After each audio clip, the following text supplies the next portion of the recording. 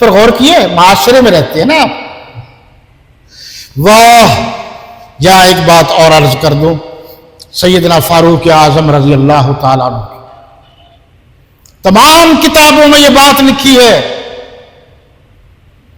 ایک آدمی گواہی کے لیے آیا، میری طرف دیکھو، نمازیں پڑھ کے صوفیاء کرام تم دوسرے مسلمانوں کو بے وقوف بناتے ہو، تم مسجدوں کے متولی بن کر، مسجدوں کے جناب اعلیٰ مؤذن بن کر سمجھتے ہو ہم ہی چلتی ہیں. باقی اب سن لو، یہ جو بات کر رہا ہوں غور سے سنو. 3 چیزیں آپ نے بیان فرمائی.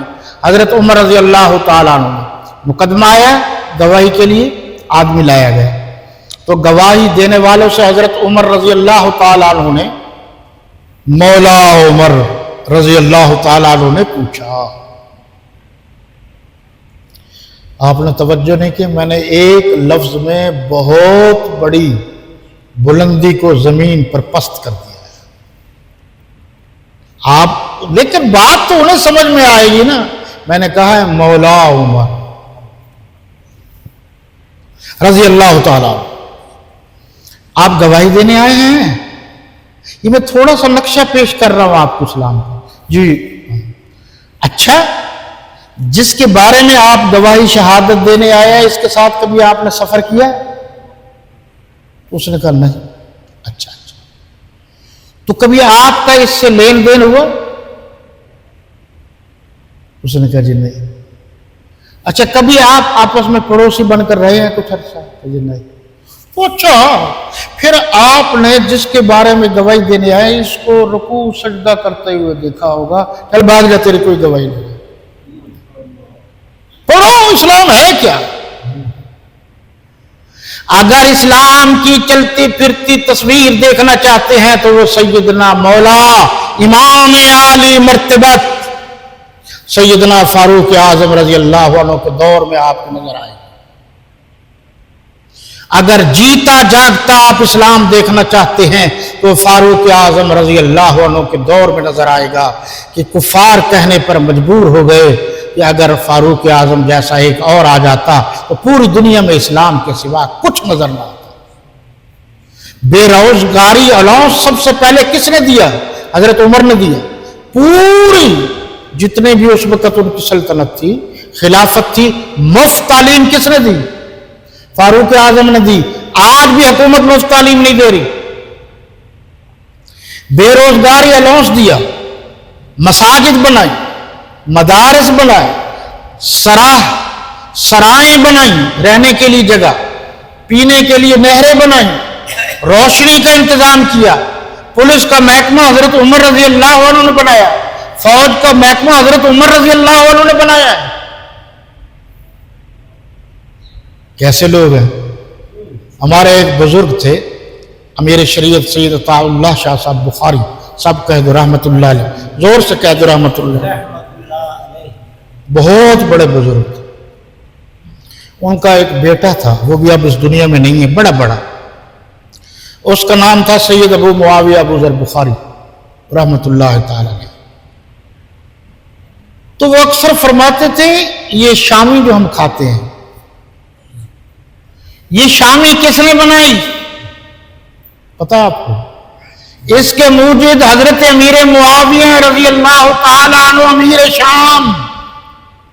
وہ فرماتے ہیں شامی بھی کھاتے ہو، شام والے کو بھی بھونکتے ہو.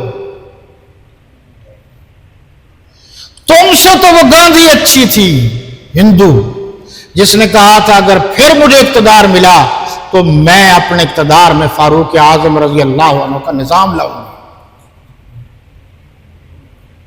پوری دنیا میں ایک چیلنج دے رہا. لیکن پھر وہی بات ہے کہ ساری باتیں ہیں پڑھے لکھے لوگوں کے لیے. یہ درس ہوتا ہے نا میرا، پبلک میں تو میں یہ باتیں نہیں کرتا نا، درس میں ذرا باتیں زیادہ شیئر کرتا ہوں تاکہ آپ کو فائدہ ہو، آپ کا شوق بڑھے. آپ اس پر غور کیجئے، پھر غور کیجئے، پھر غور کیجئے. پوری دنیا میں کوئی نظام جو اس وقت حکومتیں چلا رہی ہیں، اس وقت چاہے مسلم ہے یا غیر مسلم ہے، کوئی کوئی حکومت کا نظام اس وقت تک چل نہیں سکتا جب تک فاروق اعظم رضی اللہ تعالیٰ عنہ کے نظام حکومت کو سامنے رکھ کر نظام نہیں بنائے. کیا آپ کے چائنا میں عمر لاگ نہیں ہے؟ یہ جو آپ کو 1122 نظر آتی ہے یہ کہاں سے لی گئی ہے؟ یہ پرویز الہی کا دور تھا، سیاسی بات نہیں کر رہا، یہ ادھر سے لی. آپ کبھی چائنا میں جائیں وہاں دیکھیں لوگوں کے لیے کتنے انہوں نے سہولتیں دی ہیں. وہ سہولتیں کہاں سے لی ہیں؟ عمر لاز سے لیے ہیں. حضرت عمر فاروق کے دور حکومت کا مطالعہ کیا ہے، پھر وہیں سے انہوں نے قوانین لیے ہیں. اور بھی بہت سارے ممالک ہیں جہاں عمر لاز یعنی قوانین موجود ہیں. تم نے حضرت عمر کو بلا دیا، دنیا نے تو آج بھی حضرت عمر کو یاد رکھا ہوا ہے. یہ آگے چل کر بتاتے ہیں جی ان آیتوں میں جس شخص کے دل میں کسی صحابی کے بارے میں ذرہ برابر بغض ہوگا. اب یہ میں نے تو نہیں لکھا. جس شخص کے دل میں کسی صحابی رسول کے بارے میں ذرہ برابر بغض ہوگا لَيَغِيظَ بِهِمُ الْكُفَّارَ کا مصداق ٹھہرے گا. آگے لکھتے ہیں تمام صحابہ عدول و ثقافت عدول و ثقات ہیں یعنی عدل و انصاف کے سپیشلسٹ ہیں. ان کی ذہانت امانت شک و شبہ سے بالا ہے. وہ سارے کے سارے اولیاء ہیں. اپنے پیروں کو پیر مانتے ہو، صحابہ کرام کو پیر نہیں مانتے. میرا رونا کیا ہے؟ بے صحابہ کرام سے بڑا کوئی پیر ہے وہ تو صرف اللہ کے نبی ہیں صلی اللہ علیہ وسلم. باقی جتنے پیر ہیں نیچے ہیں نا،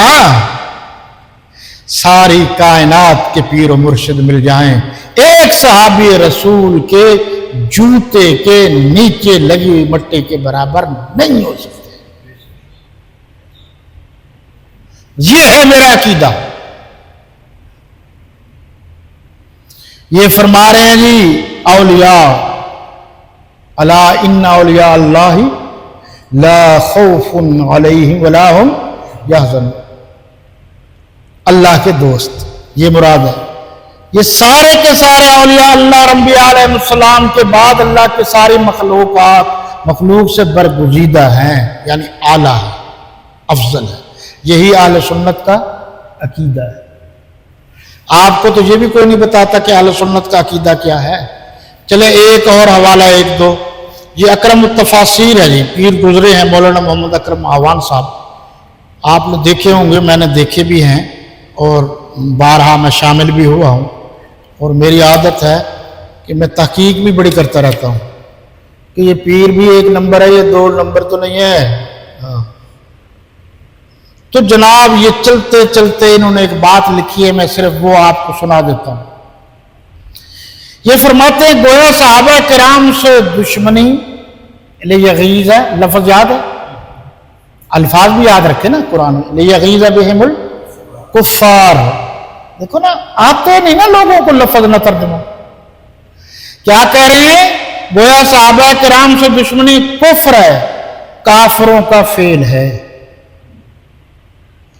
آگے فرماتے ہیں اس آیہ کریمہ سے امام شافعی رحمۃ اللہ تعالی علیہ دشمنان صحابہ اور معترضین صحابہ کا کفر ثابت کرتے تھے.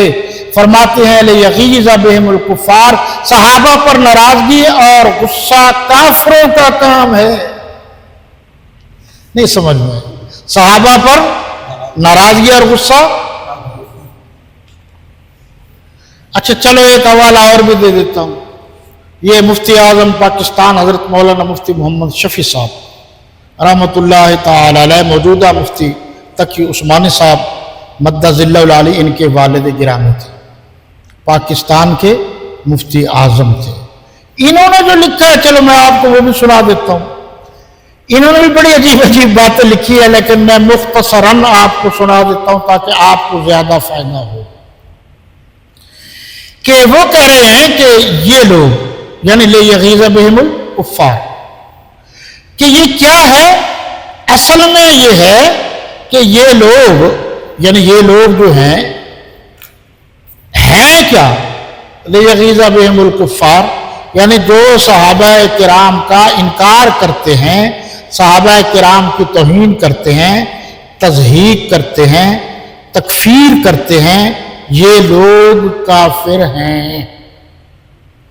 صحابہ کرام سب کے سب اہل جنت ہیں، سب کے سب، ان کی خطائیں مغفور ہیں، بخش دی گئی، ان کی تنقیص گناہ عظیم ہے۔ آپ ذرا فرمائیے جی، یہ فرما رہے ہیں جی کہ ہم حضرت امام مالک کی مجلس میں حاضر تھے، ایک شخص آیا، بعض صحابہ کرام کی تنقیص کے کچھ کلمات کہے، تو امام مالک یہ آیت پوری تلاوت کر کے جب لیغیظ بہم الکفار پر پہنچے تو فرمایا جس شخص کے دل میں صحابہ کرام کے بارے میں کسی قسم کا غیظ ہو تو اس آیت کی وعید اس کو ملے گی۔ جی اب آپ فرما دیجئے جی میں کیا کہہ سکتا ہوں، انہوں نے یہ لکھا ہے، میں نے آپ کو پڑھ پڑھ کے سنا دیا ہے۔ یہ بھی لکھا ہوا ہے کہ آپ نے فرمایا کہ اللہ تعالیٰ نے میرے صحابہ کو سارے جہان میں سے پسند فرمایا ہے، پھر میرے صحابہ میں میرے لیے 4 کو پسند فرمایا ہے، ابو بکر، عمر، عثمان، علی۔ یہ کہنے میں حق بجانے کو نا کون آگا یا صحاب دا دشمن جنت دے وچ جاوے گا، کون آگا صدیق دا دشمن جنت دے وچ جاوے گا، کون آگا ہے فاروق اعظم دا دشمن جنت دے وچ جاوے گا، کون آگا ہے عثمان دا دشمن جنت دے وچ جاوے گا، کون آگا ہے حیدر کرار دا دشمن جنت دے وچ جاوے گا، کون آگا ہے حسن مجتبی دا دشمن جنت دے وچ جاوے گا، کون آگا ہے امیر معاویہ دا دشمن جنت دے وچ جاوے گا، کون آگا ہے حضرت حسین دا دشمن جنت دے وچ جاوے گا۔ میں آدھا اے باروں ماتم کریں گا رہ جاوے گا،